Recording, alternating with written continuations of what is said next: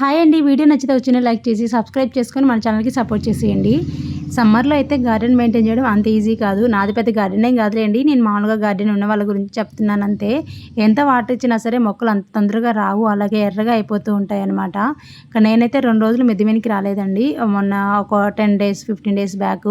ఇంకా అందుకని చెప్పేసి 2 డేస్ రాకపోతేనే దవనం అంతే మొత్తం ఎండిపోయిందనమాట. అందుకే తీసేసాను. ఇక్కడైతే కొంచెం మందారం మొక్కలలో మొగ్గలైతే వస్తున్నాయి. ఇదైతే నేను నాటిన మొక్క కాదండి. జెస్సీ పక్కన వాళ్ళ చెట్టు ఇరిగిపోతే వాళ్ళే జెస్సీ తోటి ఇందులో నాటిచ్చారనమాట. జస్ట్ ఒక స్టెమ్ అదైతే బాగా బతికింది. మొగ్గలు కూడా వస్తున్నాయి. కాకపోతే చెట్టు చిన్నది, కొంచెం పురుగులు వస్తున్నాయన్నమాట. దానివల్ల మొగ్గలైతే నిలవట్లేవు. ఒక పువ్వు అయితే పూసిందది.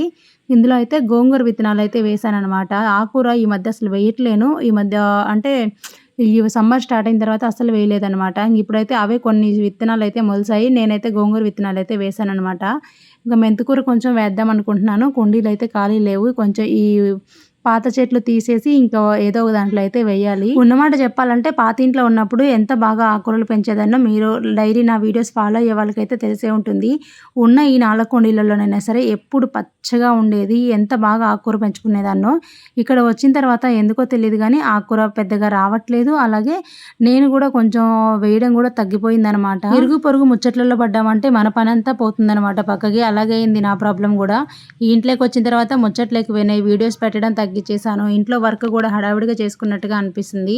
కానీ మొహమాటానికి పోతే ఏదో అంటారు కదండీ! అలా అయిపోయింది నా పరిస్థితి. అస్సలు మొహమాటానికి పోకూడదు.